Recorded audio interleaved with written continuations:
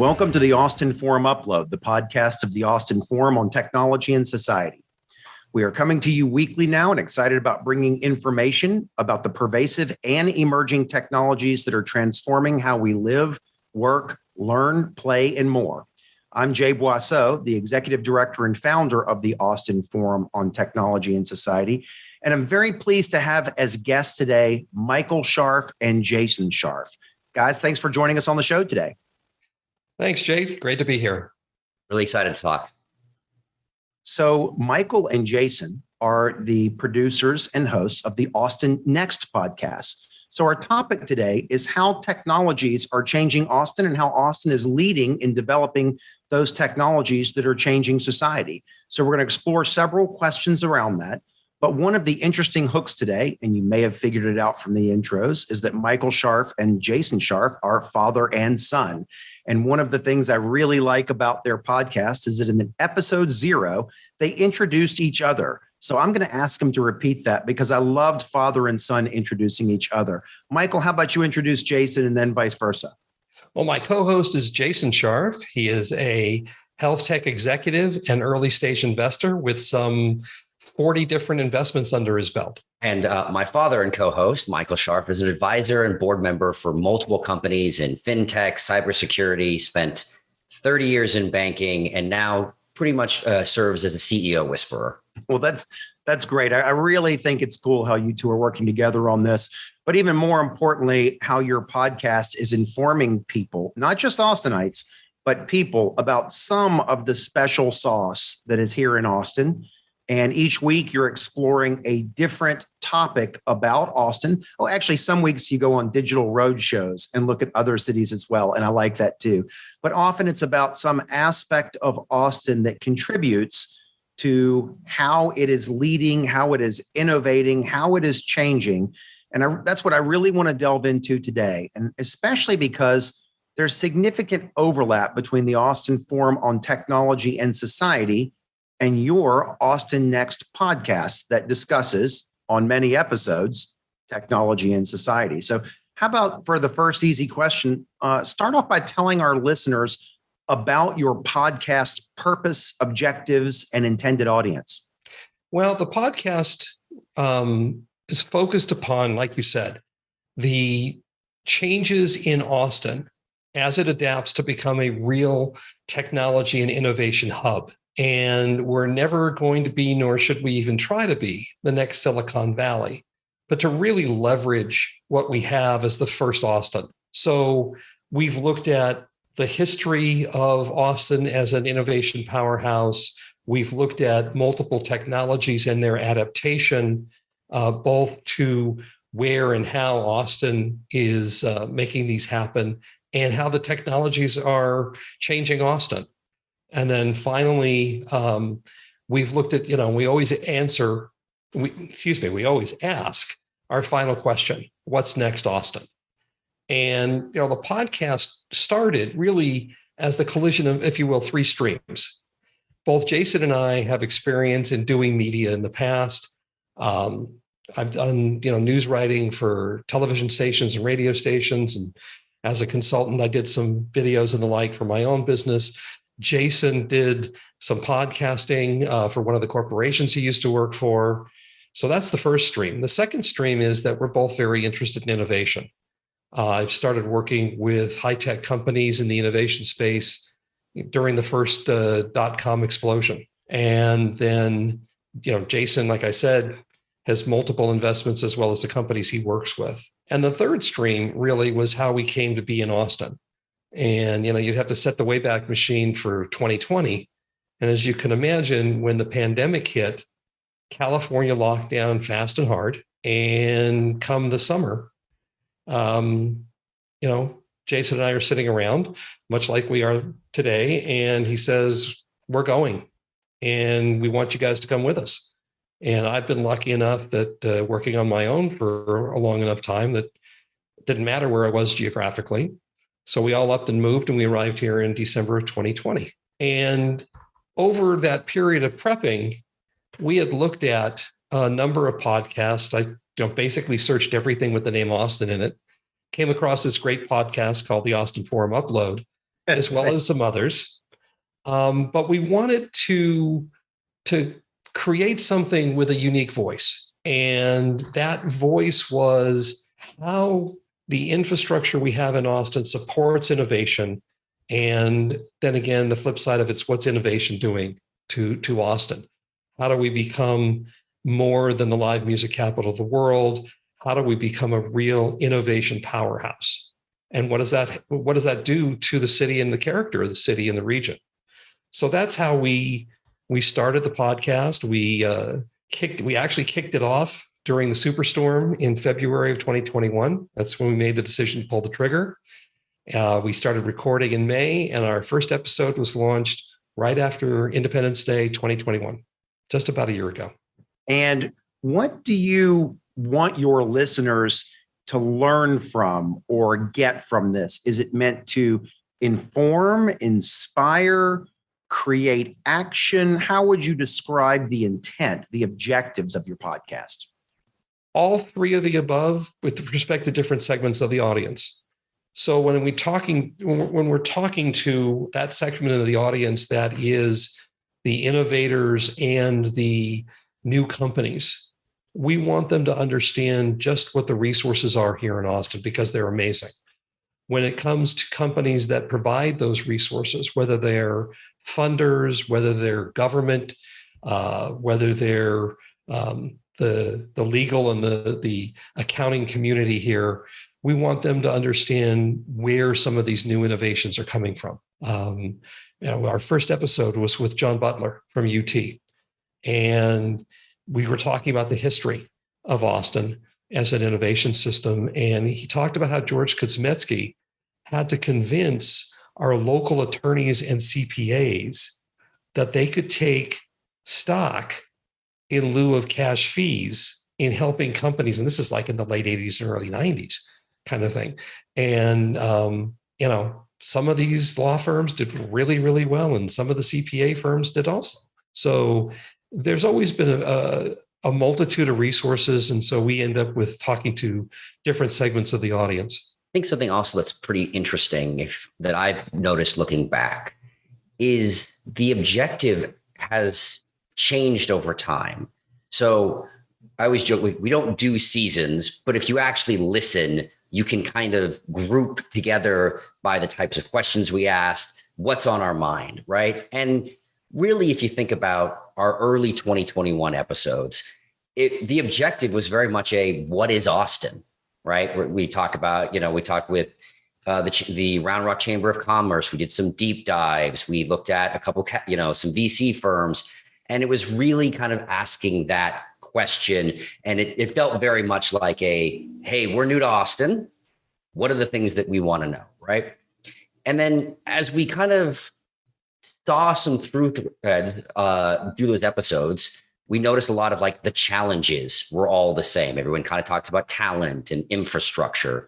So if you look at kind of the first, 10, 15 episodes of this year, it's been kind of starting to focus on what are the challenges that we're facing and what is uniquely Austin, right? We've done some digital road trips that are kind of also serving as that compare and contrast as we think about what's unique to us, what's our special sauce. I think something that we've leaned into hard is the first Austin. And what does that mean? And when we talk to people from Nashville, Atlanta, San Diego, Chicago, what does it mean to be there? And it's different. And it's not, I've personally never liked the Silicon X moniker, right? Whether it's Silicon Hill, Silicon Alley, Silicon Beach, whatever, because if you're ever comparing yourself to something else, you're never going to be as good as the original, right? And so it doesn't allow you that opportunity to grow in different ways versus, I think what's interesting is, something happened recently, right? So Consensus, the blockchain crypto conference that's now moving from New York to here. And one of the interesting things I read about that is they're becoming more festival-like. So they're saying, hey, to be uniquely Austin, we kind of have to take a little bit of what South by does. That's what a conference here in Austin looks like.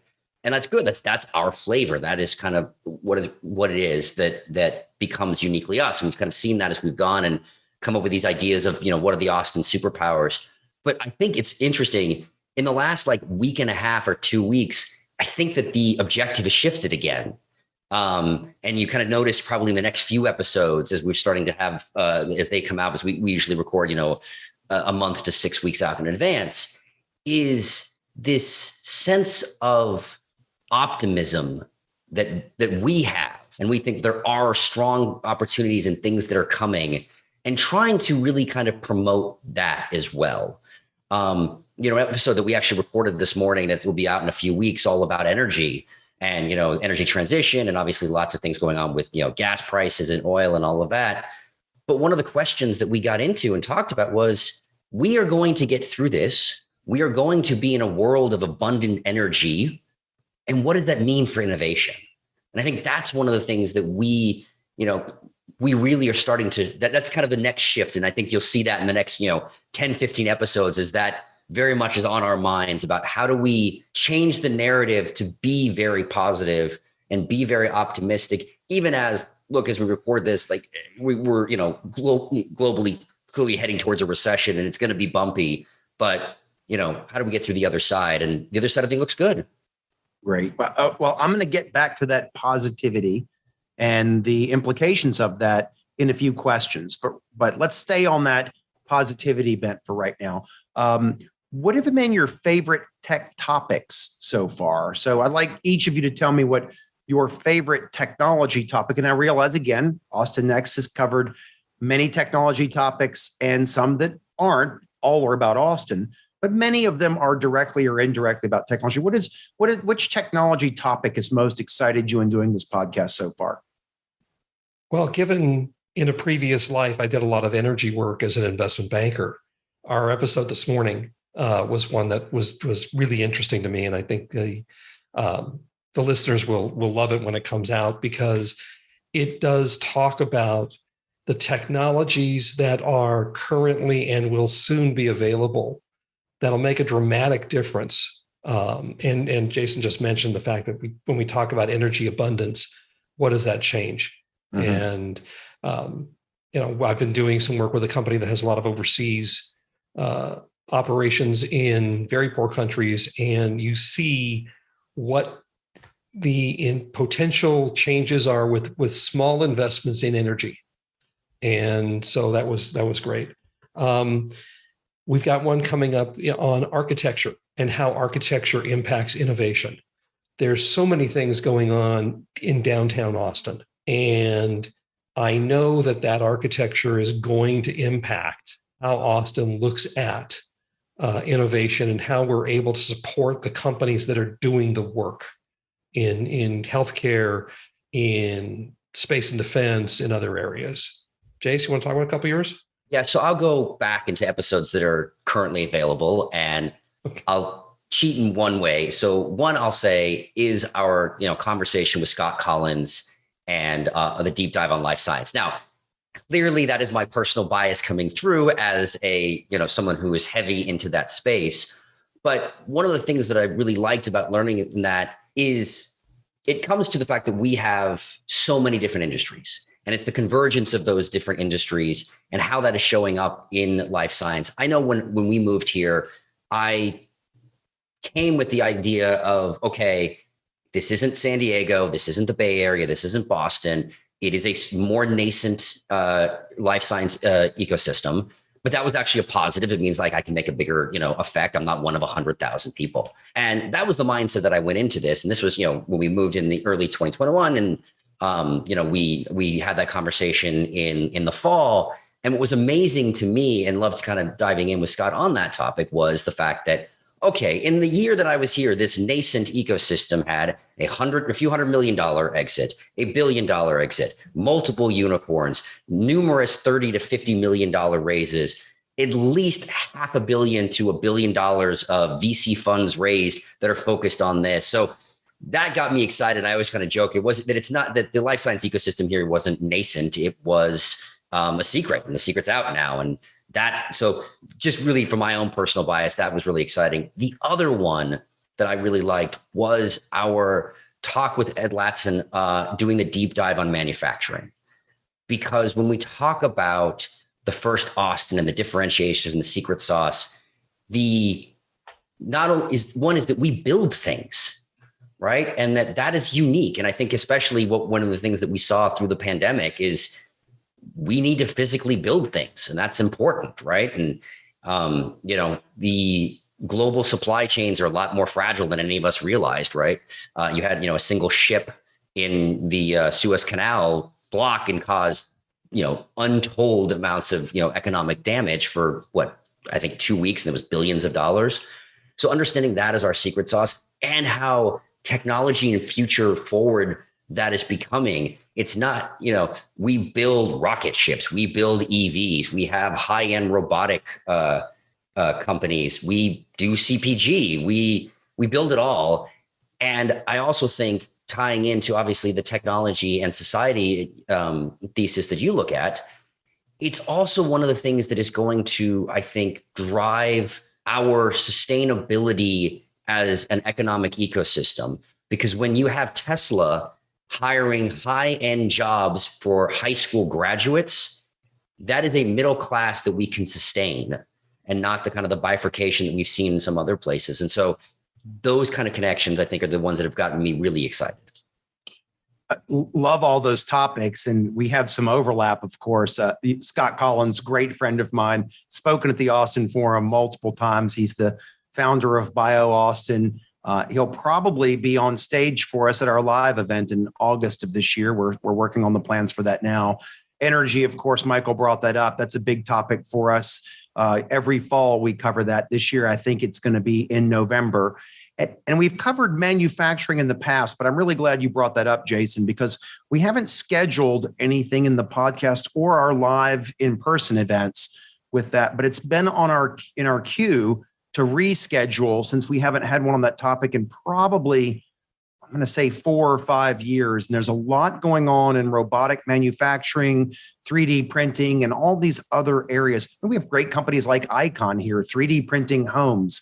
Lots going on. And I read more and more about the relocalization of manufacturing. We've seen the weaknesses in global supply chain issues during this pandemic and how frail they are. And they may be cost optimizers if everything's going right, but they can have tremendously negative impacts in things like pandemics or other geopolitical considerations. And with these new technologies, a lot of people are expecting the relocalization of manufacturing. Now, it may not be as human intensive either. So when you take, mass human labor out of the equation, you can afford to place the manufacturing technologies where the resources start or where the products finish, as opposed to moving things around the world for low cost labor. So very excited about that topic, Michael. I look forward to covering that and keep continuing to track the topics that you're covering and vice versa, I hope. Well, now you've just made sure that I'm going to be at multiple events coming up. Well, one of the differences is probably that the Austin Forum on Technology and Society probably leans a bit more into the latter words than the former. You guys are very Austin focused, and it's very admirable that you're diving into the DNA of what makes Austin special and looking at different aspects of that. We are probably complementary to that. We're a little bit more focused on the tech and society, and not even all of our speakers are from Austin or are giving an Austin flavor. For example, coming up in a month or so, we have Jeanette Spalding coming back from Invenium to talk about cryptocurrencies and NFTs and DeFi and things like that. And she's going to fly into Austin for that. But I really like your focus on a given ecosystem and how these technologies and leadership and innovation in these and startups and funding for these is building this unique environment here. Kudos on that. It's all about getting that unique voice and therefore being able to serve the people that are listening to our respective podcasts or going to your events. And I think you're absolutely right. What we do is very complementary. It's not replacement for what you're doing at all. Well, I'm sure we'll share some of the same guests as leaders, emerge here in Austin. I hope that we'll find and give them multiple outlets with different contexts for sharing what they're doing and why it's important to Austin and why it's important to the world. On that bent, what technology topics are you most excited about covering coming up. And Michael, you actually cheated on the last question and gave one you covered and one coming up. So I'm going to ask you for a different one that you're excited about coming up. In a number of the podcasts that we've done over the last year, and I think Jason mentioned this, we come up against some of the same challenges, talent, infrastructure, and housing comes up over and over again. And Jason just mentioned also about being able to support a middle class. You can't support a middle class if your homes are $1 million plus. I would love to have Jason Ballard on and talk in depth about Icon and how Austin has supported him, begun to deploy their products, and how those products are going to make a difference both here in Austin and elsewhere. I mean, it's great. He's talking about building, part of the base on the moon and part of the base on Mars, and that's great. I can geek out about that all day long. But right now, I'd love to just sit and have a chat with him about what's going to happen here. We'd love to have, Michael Dell on. We'd love to talk about all the things that Dell and Dell's companies have done over the past almost 40 years now here in Austin. Mm-hmm. I joke that I'd love to have Elon Musk on, and I'm probably going to be the only person that doesn't ask him for something specific, because in the work we're doing overseas, we use Starlink, and I want to show him what happens when you bring Starlink into a situation where they've never used the internet before. So, there's three that I'd love to have, and open invitation to all three of them to come on. We'll make a point. We'll do it wherever and whenever you want. That's a great group. Jason, what about you? What technologies are you excited about covering in the months ahead? Really like to talk about the tech convergence. And I think it is, we've done a lot of these kind of individualized sector dives, right? We've done semiconductors, we've done crypto, and we are starting to get into some of those, in single questions, how these things converge.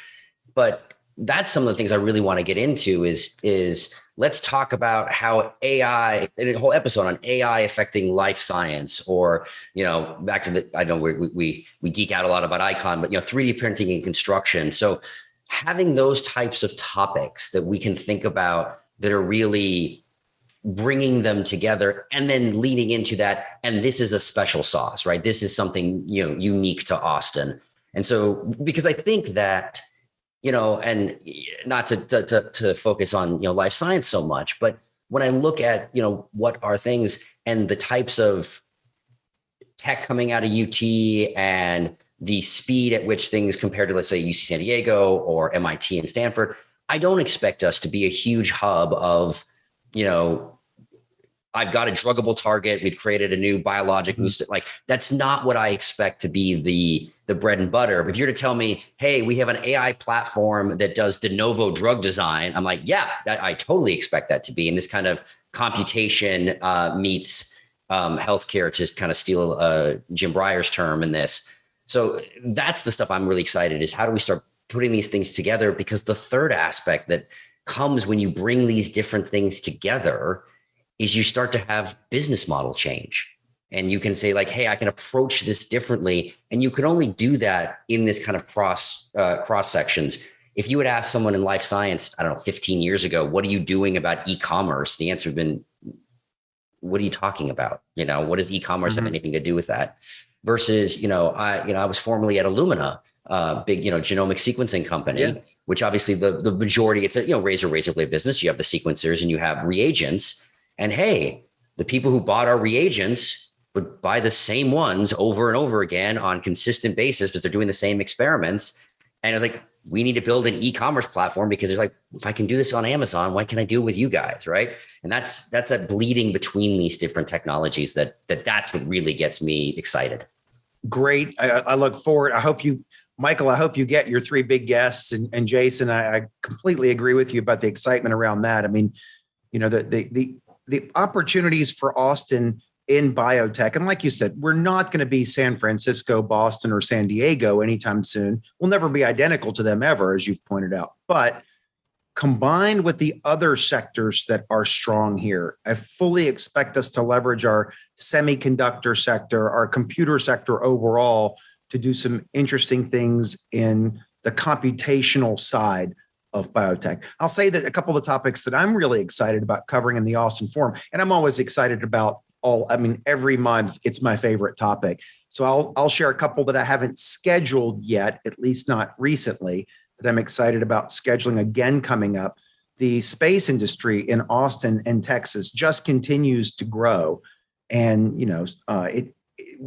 Texas has got to be the hub of private space companies now in the country. And, it's not just SpaceX, it's other companies launching from places within our state. And you've got now the company that Moraba Jah, a professor at UT, founded, called Privateer, that is doing the next stage in these space companies, trying to map space junk. So we think of space as wide open, but we put so much stuff up there. That's a real problem. And I look forward to talking to him about that soon. And then my personal favorite from the computing side, I have to give credit to my friend Worley. He's the CEO and founder of StrangeWorks.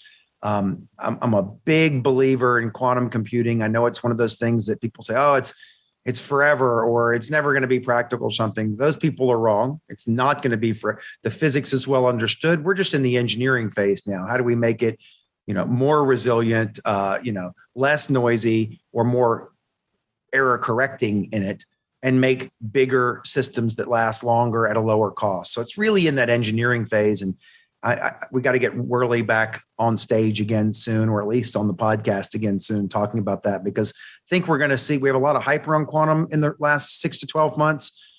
There's going to be too much hype, and some companies are going to get shorted and things like that. But I think we're very close to entering the beginning of the golden age of quantum. That golden age, that beginning is going to stretch out over a few years, but I think it's coming. Yeah, this is one of those things. Quantum is a great example of how slow it is to get the technology ready for commercialization until it isn't.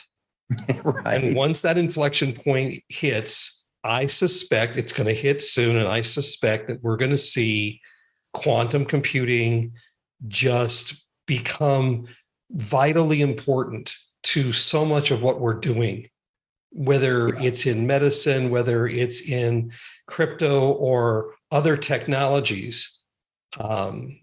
The adoption is going to be incredibly rapid the day that the stuff is ready. Yeah, an old mentor of mine once pointed out that humans are terrible at thinking in terms of exponential progress. We can solve exponential equations, but in terms of our subconscious, we think in terms of tomorrow will be the same as today, or sometimes we can get our head around linear progress. But exponential progress has that sudden steepening phase that you were just referring to, Michael. And I like the odds of that phase in quantum, because it's one of those areas where capitalism and national security interests line up really well.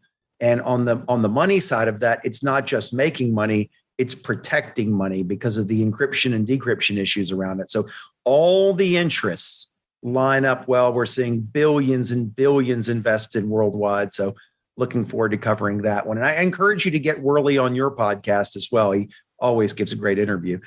We've done a lot of positivity so far. I do want to make sure that we're always objective and making sure that we, try to discover our blind spots. I'm going to ask you a question next and postulate something. Your podcast is very positive. Austin is great.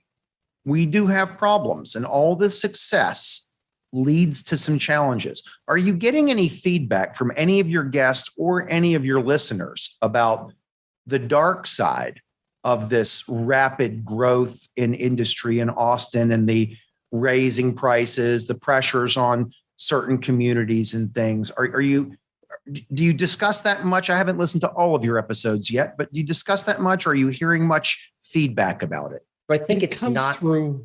Go ahead, Jason. Yeah, it's not something specifically you said, like we've gone into and said, like, what's the dark side of it? But it's come up in different ways. And we talk about housing, and that's kind of come up a lot. And I think as someone who's recently bought a house and understanding the it was as we were looking, I always kind of joked with my wife, do not look at what the house price was 3 years ago. It's just going to depress you. Like that's not it. It's a non-factor. And so we have the growth challenges, right?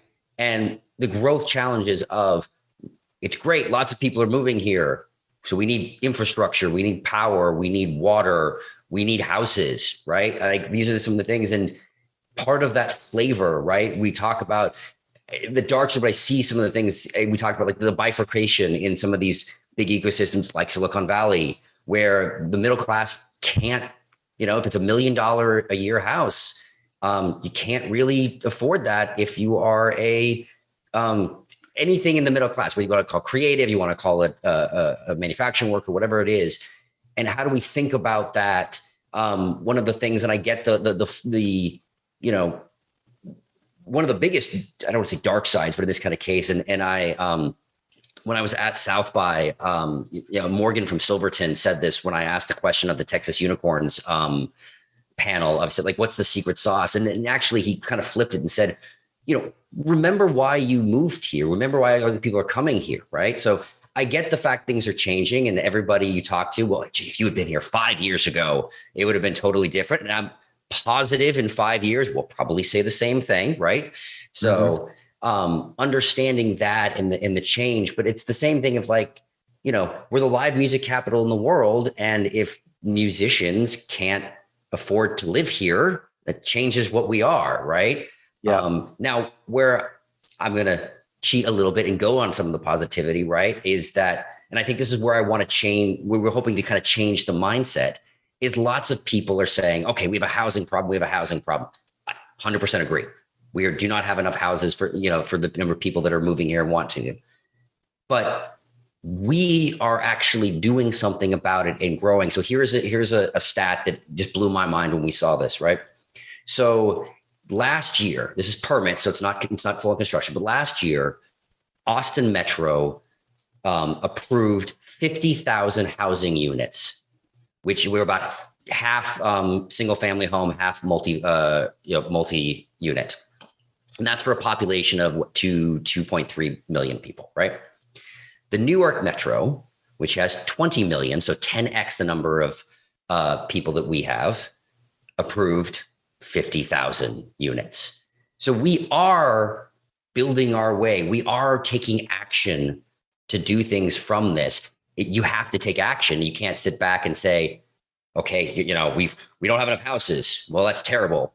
Like, we have to build, we have to have technology. We have to have people wanting to make these changes. We have to address the questions of, like, we talked about getting the creative class. I want musicians to be able to make a living, right? And this is, I know you've had Paul O'Brien on, and we spoke to him as well. And, it's, how do you think about media tech and does crypto come in and all these different things of, like, are there ways to allow these new models to create a thriving creative class, create a thriving middle class, so that this growth in technology doesn't just affect the people like on this call who are steeped in it and work in it?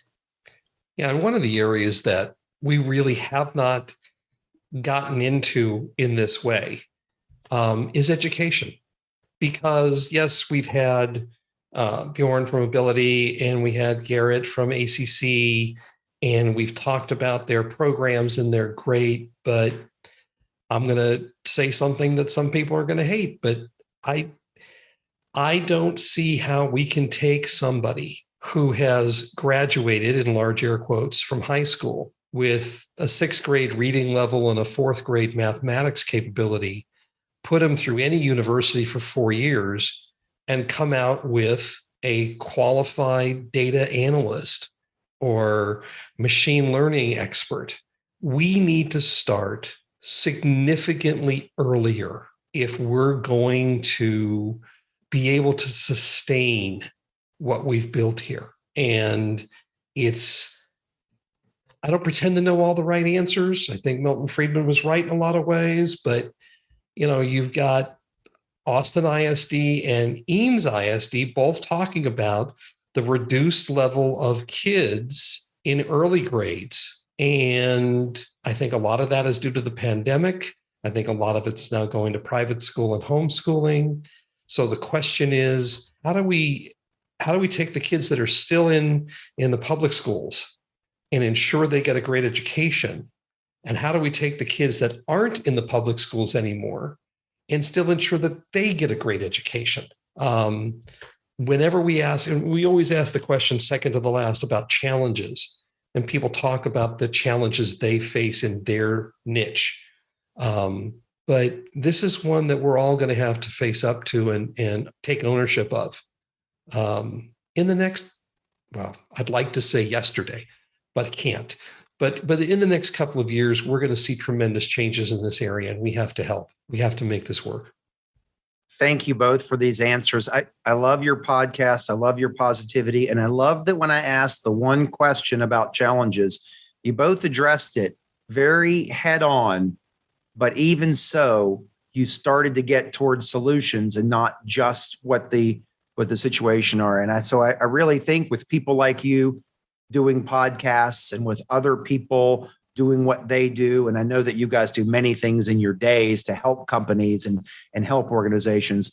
I think it's that kind of mindset that prevents us from falling prey to our blind spots. We keep shining a light, knowing what the challenges are, and using the same creativity and innovation that is driving all the positives to turn that also on solutions. And so love what you're doing, and I love your mindset about it. Thank you for sharing that. I want to end with a couple of fun questions here, and they're meaningful as well because we're on a podcast, and we all do this hoping that these podcasts influence people. But let me ask you, what's it like doing a podcast as a father-son combo? You're the only father-son pair I've ever interviewed or known in the podcast game. So what's that like? For me, it is one of the most amazing and enjoyable aspects of the podcast. I get to see everything that I've helped create sitting across the table from me, blowing me away with the types of things that he does. And it's opened up a whole series of great conversations that Jason and I are able to have. And it's just a lot of fun for a dad. It really is. It's been funny that I think this is the culmination of 20 years of conversation. There have been lots of different opportunities and discussions we've had about we should do this together or that together. There was even actually a short time that Michael was running a texting messaging company. And I kind of worked there for a short period trying to create a health vertical in that kind of space. And, we had these things and different concepts. And even this, it went through, the amount of times you asked about the objective that in that kind of February to May perspective, where there was debates about what's the objective of this? Why are we doing this? And so it was always kind of fun to do that. And then, yes, we've had these discussions, and it was this, it